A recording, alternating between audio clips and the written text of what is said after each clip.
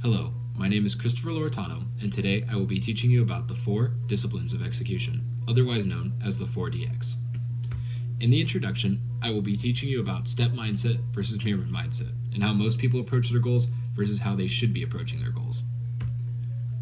Most people try to achieve their goals using what I like to call a step mindset. They're constantly working from one step to the next, to the next, to the next, until they finally reach their goals or they fail.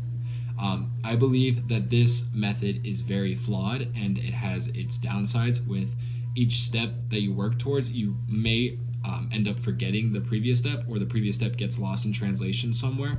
So how does 4DX and a pyramid mindset kind of work to counteract with these things? So let's try a different approach to achieving our goals. Using the 4DX strategy, we can create a pyramid of sorts. By building upon Discipline 1, with Discipline 2, with Discipline 3, and finally at the very top, Discipline 4, we create a strong base in which we can place key aspects of our goal achieving process. Going into a little bit about 4DX, it can positively impact things outside of our goal achieving as well, but in this presentation, we're going to mostly focus on things like being a good leader and goal achieving, but however, it can definitely alter the way you view everything outside of work as well. So why choose 4DX? Well, 4DX is used internationally. In fact, 17 different international industries have used it, 500 international companies, and more than 300,000 individuals have used it and have recommended this strategy for creating goals and actually achieving your goals. They believe this is the most efficient and effective method of finding your task and finding what's most important to you and your Now it's time to talk about Discipline 1, which is focusing on the wildly important. Focus on your WIG. You might ask, what does WIG stand for? Well, WIG stands for Wildly Important Goal.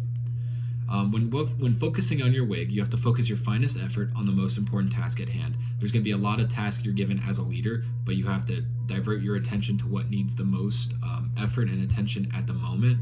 And not everything can get done at the same time or done in the same quality if you focus all your attention at once on something. I know this kind of goes against the basic instinct as a leader, but sometimes you have to make these decisions and focus on the WIGs. WIGs must be specific and measurable. This is where you can kind of bring the idea of a SMART goal.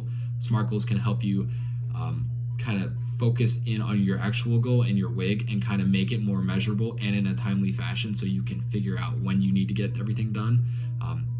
However, when focusing on a WIG, you have to be able to say no to good ideas. As we'll talk about a little bit later, saying no to good ideas is a very valid point of your WIG.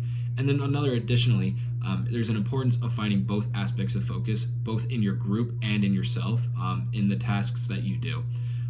It's important to understand your goal setting autonomy. Are you someone who can make goals day to day, or are you someone who can make goals like long-term goals that affect company values and expectations? It's important to be aware of traps in the first discipline in your WIGs. The first trap is saying yes to good ideas. In fact, you should be only saying yes to great ones. You can let the simply good ideas go to other companies and they'll get it done. They'll use all their effort and attention on those good ideas while you spend yours on great ideas. The second trap would be making an all-encompassing WIG. As we talked about, you can't spend all your attention on doing everything all at once. You have to focus on the very important tasks at hand. Sometimes this requires behavior changes in your company and in your team, if possible. And then the third trap that most people kind of fall into is focused on what's most important. I know it's kind of weird, focusing on your WIG, wildly important goals, and focusing on what's most important, but no, you should kind of focus on where do you want to create breakthrough. Oftentimes breakthrough leads to success more so than what's important. So it's time you should consider the differences between important and breakthrough in your company. Now it's time to talk about Discipline 2, act on lead measures. So lead measure importance. What is a lead measure versus what is a lag measure? A lead measure measures the most impactful actions a team must do in order to achieve a goal.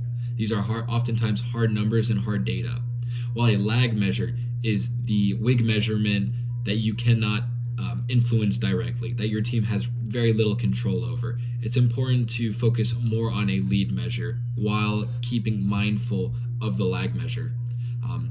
When working with lead measure and your overall WIG, it's important to work smarter and not harder. However, hard work is still required to achieve a positive lead measure and positive actions that will help you achieve your overall WIG. It's also important to find your leverage. Find ways that you can help influence your lead measure more positively and how you can help achieve your WIG more efficiently. As a former athlete, I understand the importance of scoreboards. They keep you competitive, keep you in the game, and make you always want to do better. The same is true for businesses, companies, and goal setting. Everyone has an internal drive to make sure that they're on the winning side. So scoreboards give you a visual representation of how far you've come and how far you are to go. They signify that winning matters, which is important to everyone. Everyone wants to win, and they're also a counterbalance to the whirlwind urgency that people face. There's a lot of energy out there, and this kind of scoreboard helps you keep your focus and helps maintain that you are on track on reaching your goals. Some scoreboard characteristics, they have a lot of characteristics, but I nailed it down to just 4. Scoreboards are simple.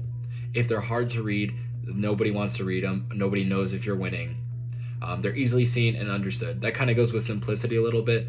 It's scoreboards that are easier to read and easier to see can help influence workers in the workplace by making them either want to work harder. If they don't know what their score is, they're not going to know if they need to work harder or if they're slacking or if they're good. They include both lead and lag measurements. As we talked about previously, lead and lag measurements are important aspects when achieving your WIG. Lag you really can't control, but it's important to keep mindful of them. And then also, winners are visible at a glance on your scoreboard. If you don't know who's winning, you don't know how much you need to compete or how much you need to make up. It's always a question I would always ask in a workplace is, am I winning? Am I doing my best? And if you can't tell that you're winning at a glance, then you don't know if you're always going to get that best from a employee, worker, or even yourself when you're trying to make goals. Now it's time to talk about Discipline 4, which in my opinion is one of the most, if not the most important disciplines in the 4DX strategy. It is creating a cadence of accountability. This is where the execution happens. Disciplines 1 through 3 kind of set up the game, while Discipline 4 puts you in the game. Disciplines 1 through 3 kind of give you the foundation that you need and the actual goals, while number 4 is you putting in the work, the time, and the effort to actually achieve those goals. To achieve this goal in Discipline 4, you need true accountability. Most people have some of that internalized accountability. However, you can really get the most out of your team by using the 4DX WIG sessions. This is kind of a method with the goal is to report on previous week's commitments to kind of find if people are successful or failed. You can kind of hold them accountable, or they can hold themselves accountable for this. You can review the scoreboard, learn from your failures, but not just from your failures. You can also learn from your success and what you can do to improve or maintain if you did succeed. And you can even use these WIG sessions to plan new commitments to help you further your company, help you make more progress towards those WIGs. However, there's really no set requirements or on what a WIG session is. However, it is important to understand that they should be the same day and time each week. This helps kind of set a set schedule and can help people kind of get into a rhythm very easily with these WIG sessions. They're always part of a daily habit or weekly habit. They know what's coming. The whirlwind or the level amount of energy, the total energy going on, is never allowed in the WIG session. So whatever's going on outside is not allowed inside. And then they should be between 20 and 30 minutes. Anything shorter, I feel like you're not getting too much out of it. Anything longer than that, then you're really just kind of there for no reason after that point, unless it's a really good discussion. But how do you ensure accountability? Well, you ensure accountability by ensuring commitment. This commitment comes from the team members, it comes from yourself, it comes from everybody in a workplace. You can get this commitment by kind of changing the behavior around you, or by fostering an innovative culture in your workplace. This can kind of help you change the behaviors of others and make them more inspired to work and hold them more accountable. So yes, this was the 4DX presentation, and I hope you enjoyed. Thank you so much.